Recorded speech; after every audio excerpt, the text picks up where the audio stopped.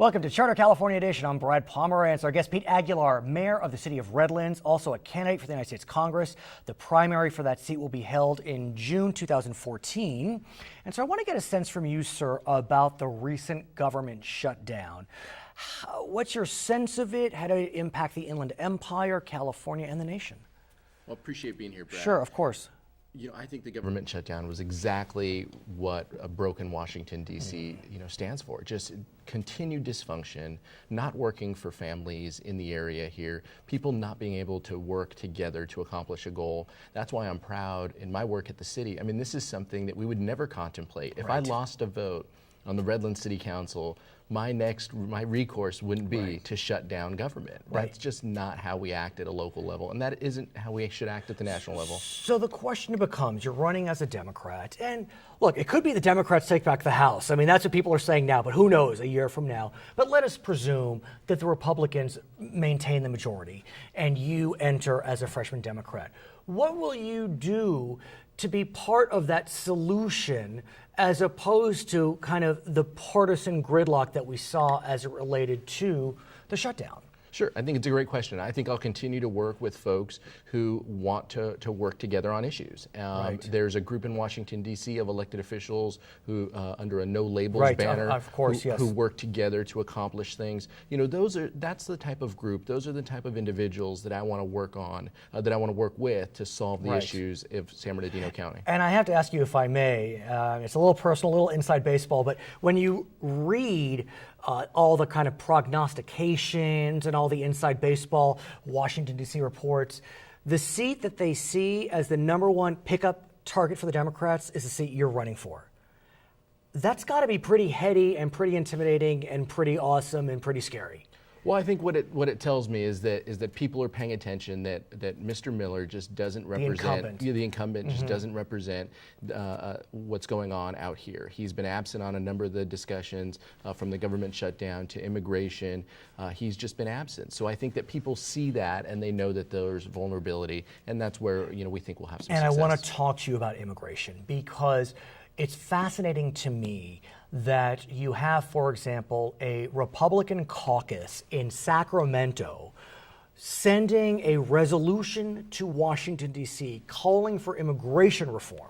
So the biggest state in the nation, its Republican Party, is asking the Republicans in Washington to get moving on immigration reform. And as we speak today, it is highly unlikely we will see any comprehensive immigration bill get to the floor of the House, even though a bipartisan group passed it in the Senate. I think it was 68 to 32. Correct.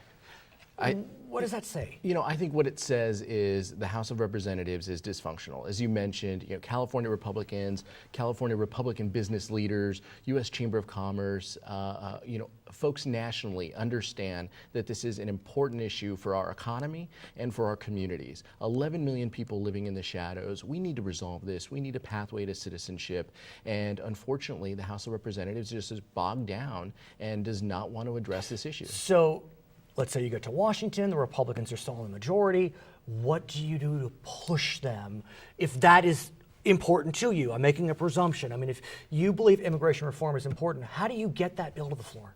Sure. Well, I think we have to talk to our colleagues. We have to let them know, and elections have consequences. And hopefully, this election will send a message that we need to move beyond this.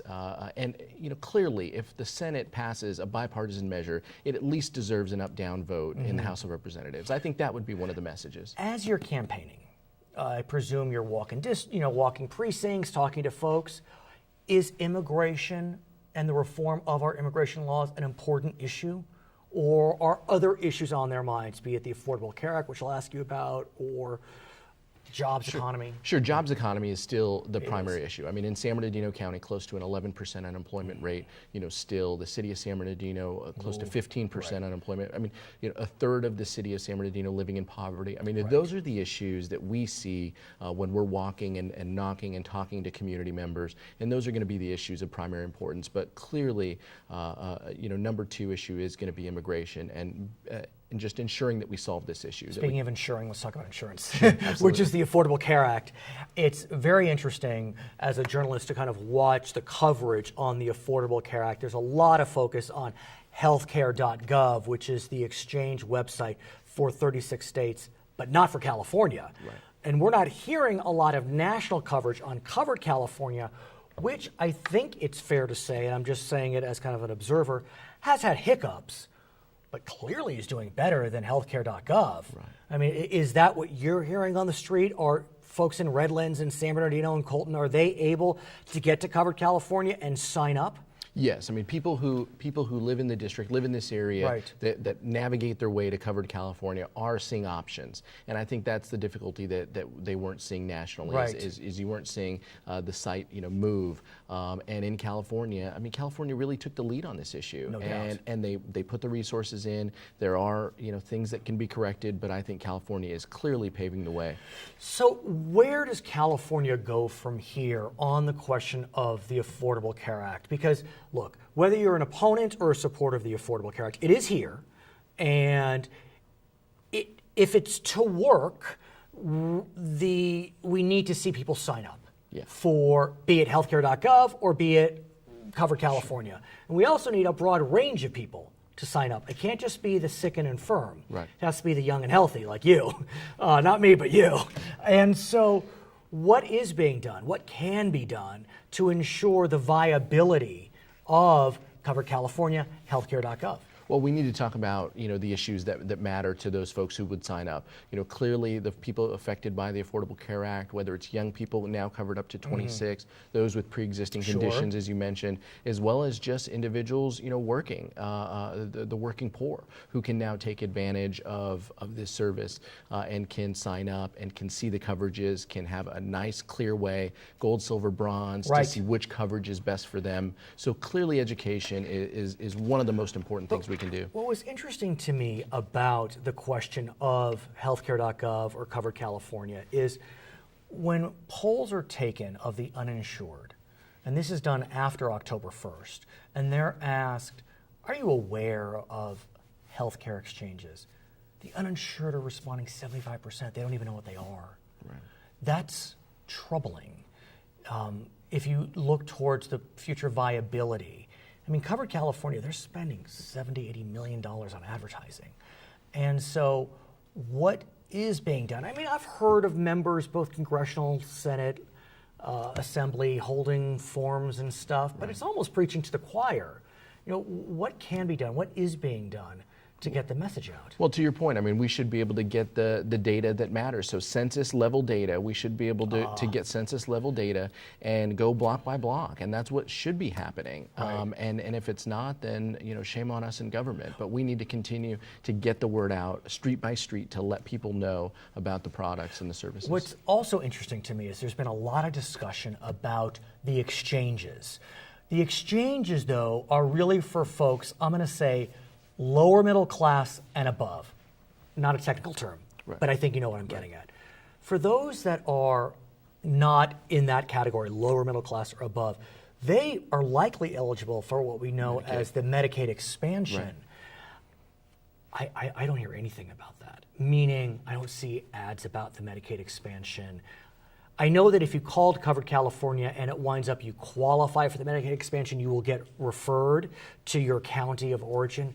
But still, again, this is just me anecdotally, but is that your sense as well? A lot of talk about exchanges, not about Medicaid expansion. Right, or what's being done. I mean, clearly, and it's a state-by-state discussion. Of course. Because not every state Right, has opted and we into are. the expanded Medicaid. So I think it's up to each county and each state to devise a program that lets people know, whether that is communicating to those folks who have, no longer qualified because of income and letting them know they might be allowed back in. Is it happening in San Bernardino? Do you know? Not to my knowledge. Right. And so I think that's where the local government sector can play a role. We can start going. Cities, or is it appropriate? I Well, mean, is Redlands? I'm not even. We can have forums to Right. educate folks, but I think it really is going to take a concerted effort to go block by block. Okay, his name is Pete Aguilar. He is the mayor of Redlands, candidate for the U.S. Congress. I'm Brad Pomerance. We'll be right back on Charter California Edition. Of the 234 Republicans serving the U.S. Congress, how many represent districts with Latino populations of 20% or more?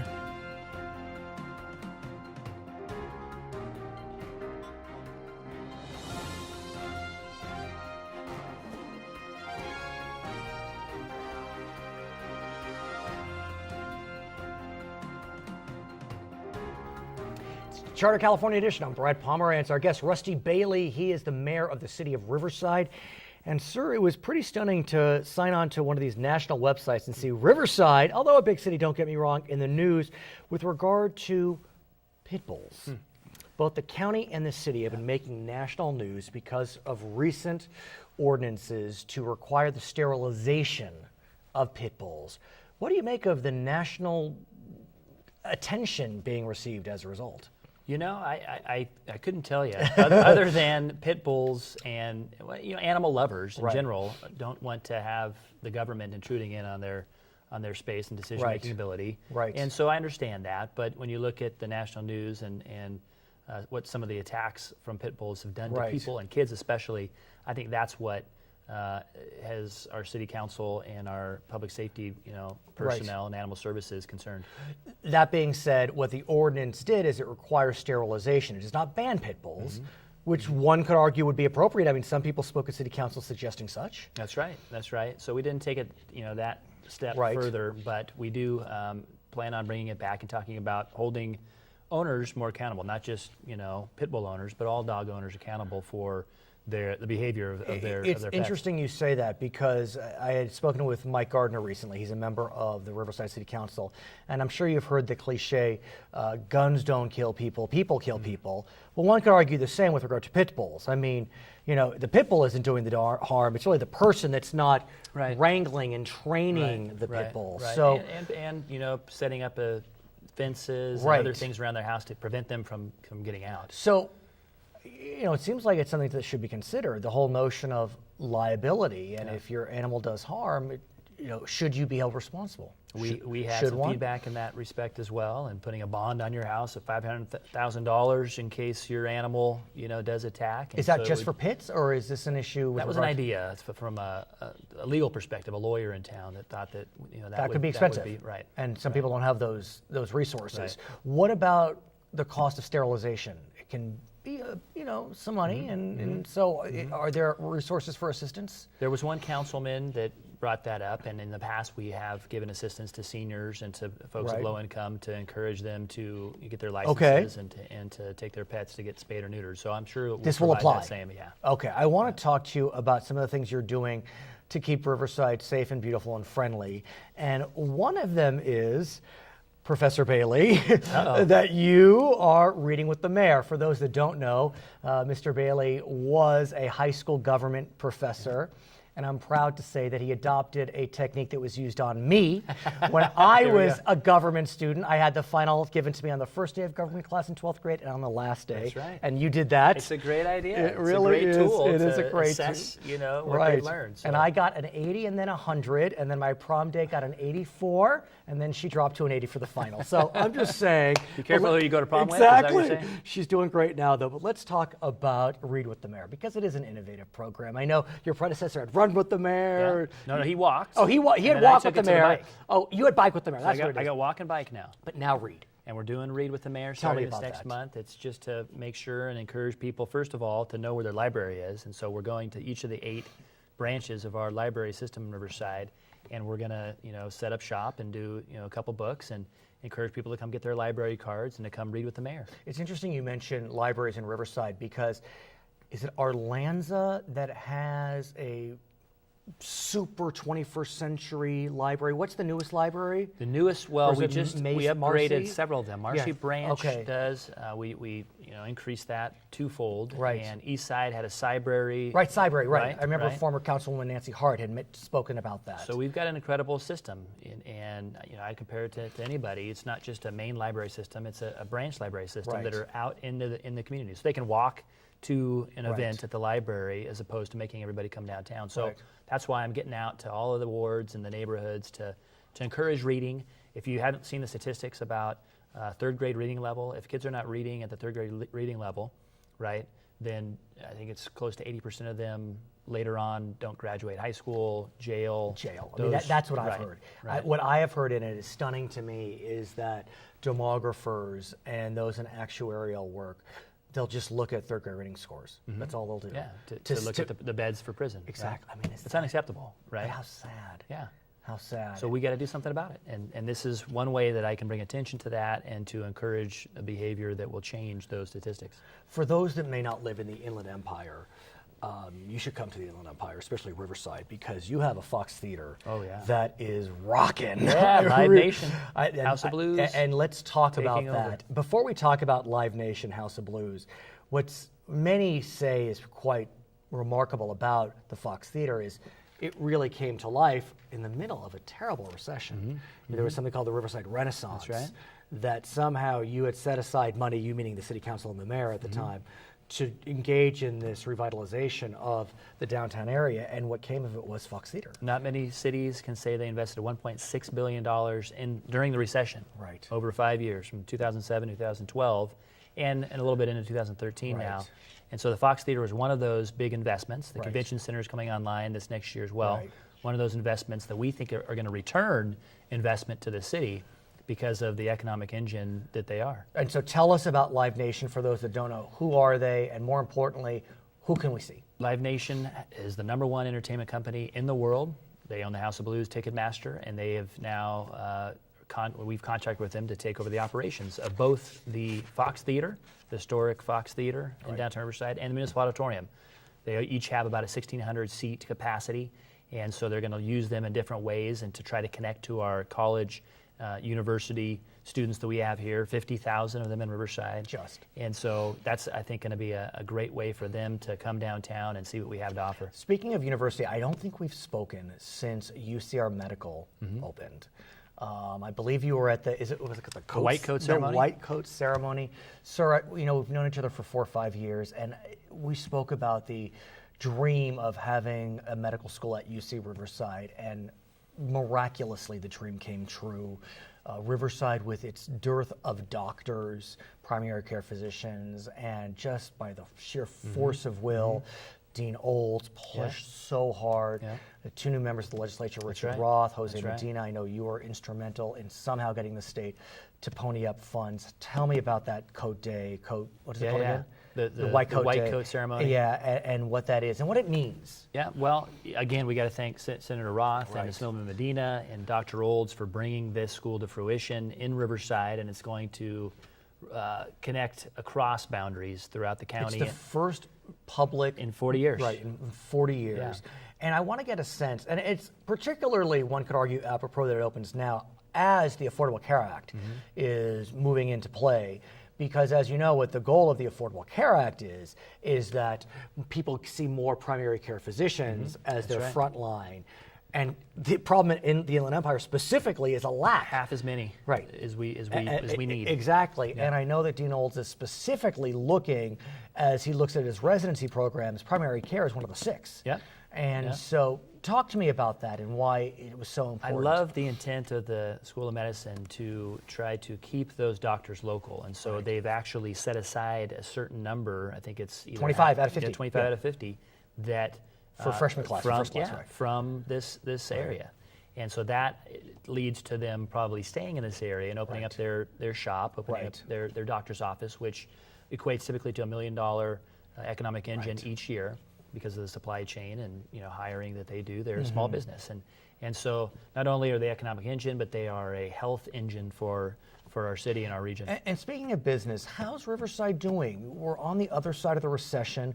Riverside was hit pretty hard. The city not as much as the county, but still tough times. How's the city doing? How's it faring? How's housing? We retained or created over 2,000 jobs this last year, so our economic development team is having an effect, and so they're attracting new business here and keeping the businesses that we have. So I think that compared to other cities and regions, I see Riverside, because of its investment back to the Renaissance, has the ability to tell its story and to attract attention and to show off these jewels like the Fox Theater, the Municipal Auditorium, the Convention Center. His name is Rusty Bailey. He is the mayor of Riverside. My name is Brad Pomerance. It's funny to say, but congratulations again. I'm Brad Pomerance. It's Charter California Edition. Thanks for having me. How many individuals receive medical treatment after a dog bite each year in the United States?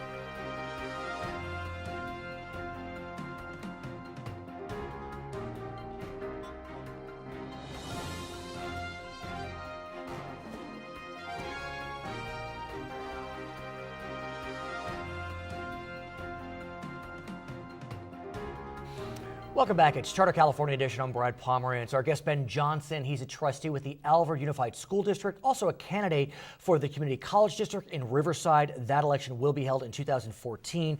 But I'd like to start by focusing upon K12 education, which, sir, I've said this before, is going through a revolution. It is.